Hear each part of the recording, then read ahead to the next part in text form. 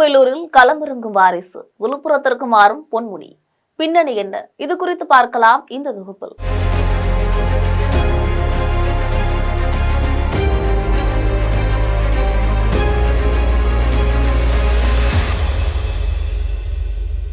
திருக்கோவிலூர் தொகுதியை தன்னுடைய மகன் கௌதம் சிகாமணிக்கு விட்டுக் கொடுத்துவிட்டு மீண்டுமாக விழுப்புரம் தொகுதியில களமிறங்க பொன்முடி தயாராகி வருவதாக சொல்லப்படுகிறது.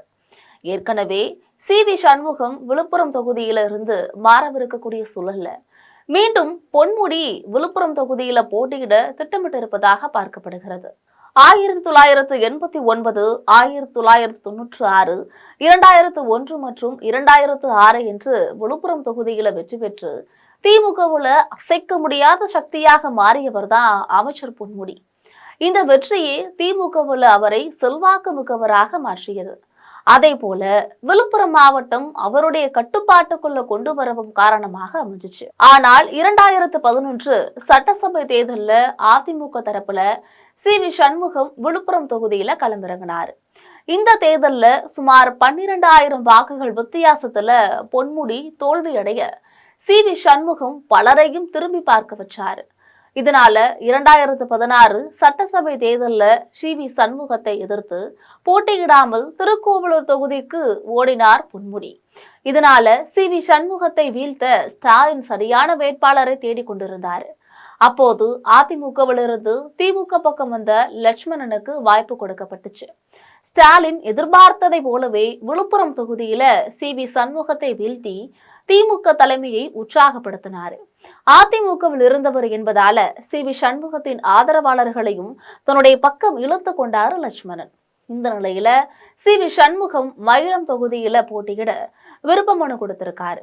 இப்படியான சூழல்ல அமைச்சர் பொன்முடி புதிய ரூட்டை எடுத்திருக்காரு. கடந்த 2 தேர்தல்களாக திருக்கோவிலூர் தொகுதியில போட்டியிட்ட பொன்முடி இம்முறை மீண்டுமாக விழுப்புரம் தொகுதியிலேயே போட்டியிட விரும்பியிருக்காரு.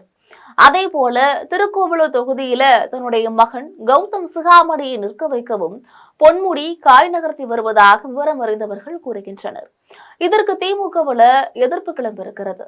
ஏற்கனவே நீதிமன்ற வழக்கு, இலவசங்கள் தொடர்பான பேச்சு, பட்டை நாமம் என்று பல்வேறு சர்ச்சைகள்ல பொன்முடி சிக்கியிருந்தார் இல்லையா?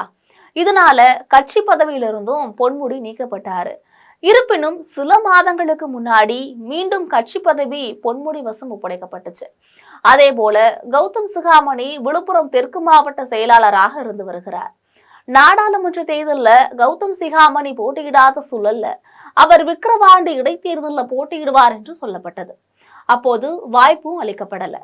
இதனால சட்டசபை தேர்தல்ல மகனை கட்டாயமாக களமிறக்கிட வேண்டும் என்பதுல பொன்முடி மிகவும் தீவிரமாக இருப்பதாக தெரிகிறது. ஆனால் திமுகவினர் ஏற்கனவே எதிர்ப்பு தெரிவிச்சிருக்கிறதுனால திமுக தலைமையின் முடிவு என்னவாக இருக்கும் என்ற கேள்வி எழுந்துள்ளது.